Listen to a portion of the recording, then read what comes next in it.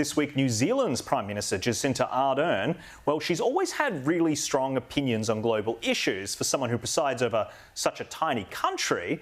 But this week she took it to a new level with a speech to the UN about communication and what she describes as disinformation. It will also be important in understanding more about mis and disinformation online, a challenge that we must, as leaders, address. Sadly, I think it's easy to dismiss this problem as one in the margins.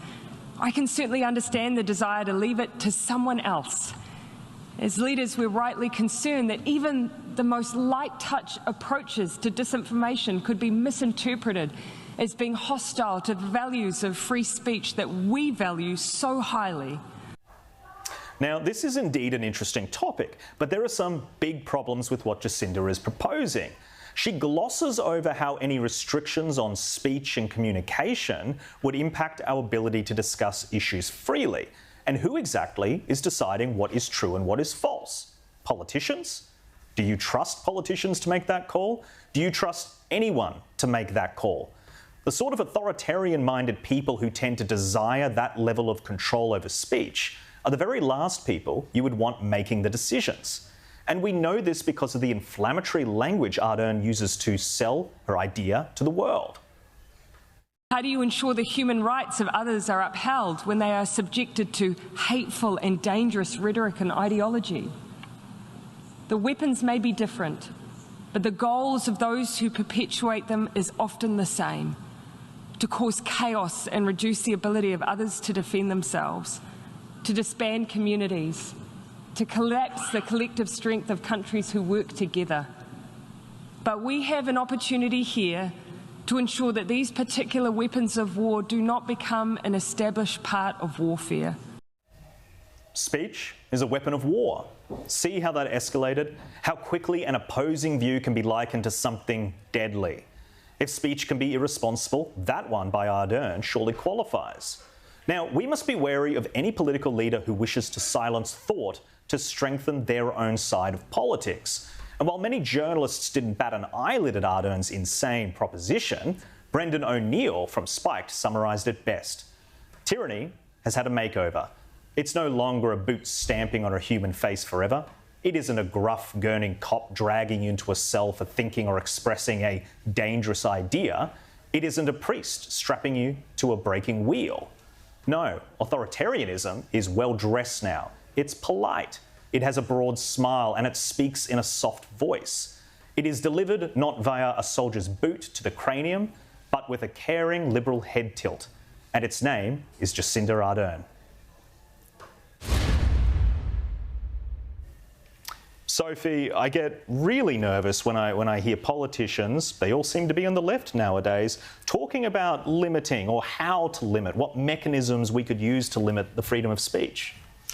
Well, Jack, I think this is really interesting that the smiling socialist, Jacinda Ardern, is effectively looking to shut down free speech. That is a massive concern. So if you're a cynic about something, for instance, climate change or some other issue, she wants to shut down your views if they don't align with her. And I think that's incredibly problematic, and I think everyone should be concerned about this.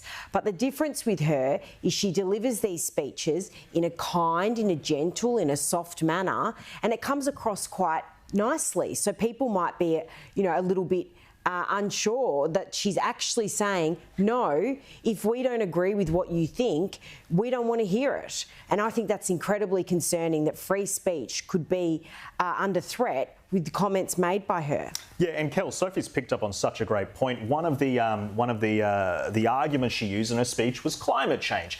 How do we defeat climate change if we don't believe it exists? But what she's actually ignoring is no one is saying that climate change doesn't exist. The debate, the mature political debate, is how do you actually deal with it, the mechanisms of dealing with it. That's what people are debating, particularly on the left and right of politics. And in a way, she's actually perpetuating misinformation by knocking aside the conservative argument and just saying, oh, well, you're a climate denier. Yeah. Look, in a whole lot of areas, she's the queen of disinformation. She thinks that the real name of New Zealand is Aotearoa. So disinformation is something she's very good at.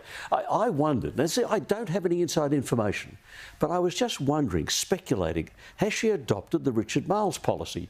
Did she run her speech through the Chinese Communist Party? Because that's their policy, right? That is their policy on free speech. When it comes to climate change, there's no denial of climate change. It's denial of panic. There are sensible people saying you don't panic. You don't.